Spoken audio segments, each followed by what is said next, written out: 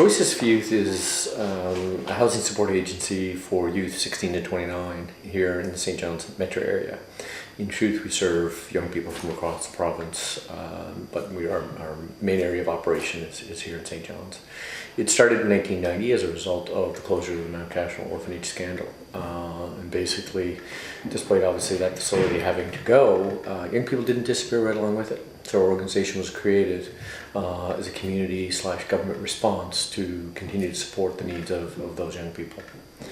For the first 10 years of the program, we operated somewhat of an in-care model, group homes, but young people had a lot of say in terms of who they lived with. They'd sit in on interviews with staff, that sort of thing. And then fast forwarding around 2000, 2001, the legislation in the province changed, and all of a sudden young people had a right to choose other things other than what we were offering them. So the organization was faced with, I guess in hindsight, a bit of a blessing, a critical moment of either folding up shop that we've done our bit, we're not relevant anymore, or reinventing ourselves.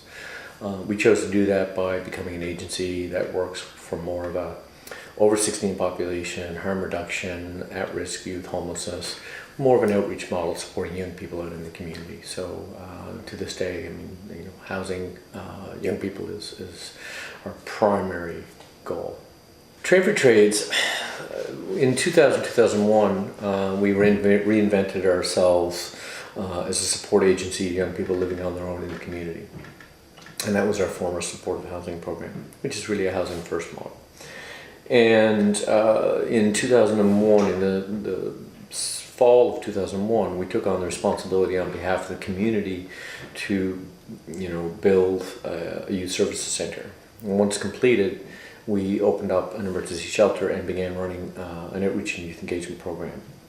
And very quickly, when that opened in 2004, we saw patterns of repeat, homelessness and certainly shelter use among our youth population. And even though we were new to it, very quickly learning from others in the country that, that transitional or episodic homelessness is pretty much the very definition of how youth experience homelessness. In, out, on a couch, at home, back in the shelter, on the street.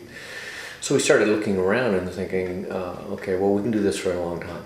Having people revolving door in and out of homelessness, there must be someone who's figured out some of the solutions around this stuff. So we landed on Eva's Phoenix, which is run by and developed by Eva's Initiatives in Toronto. And as wonderful as that facility is, it wasn't the physical aspect of it that really drew our attention, is why. And the why is that they were seeing repeated cycles of homelessness in their existing shelters and came up with a solution to say, well, the long-term solution is to provide more long-term, stable, supportive housing. And by wrapping that in an employment program, so you had young people who were trained and employed to build that housing for young people. March 2006, we announced to our community that we were going to replicate, adapt an Eva's Phoenix and employment model here in St. John's. So that was really the birth of Trade for Trades. So it proceeded then to build, take an old warehouse in downtown St. John's and tear it apart and renovate it to provide housing for 14 youth, 16 to 24, as a more long-term supportive housing option for young people. And that's a pretty critical juncture for our organization and for our community. And a defining point is when we opened up the Youth Services Center, which is roughly $3 million, money well spent. The benefit to our community and the benefit to youth began the day we got the keys from a private contractor. Fantastic. I guess by taking this approach with Trade for Trades and thinking about let's maximize the opportunities, all of a sudden the benefit to our community and to our youth didn't start when we got the keys. It started a year and a half earlier when young people walked in and started tearing it apart and putting it back together again. So by the time we got the keys, there were already tremendous benefits to our community and to our youth. So that's the birthplace of Trade for Trades. From there we went on to look at, okay, this is fantastic in terms of a social enterprise employment model that works with the most vulnerable young people versus a lot of employment programs don't do so well with that particular vulnerable population.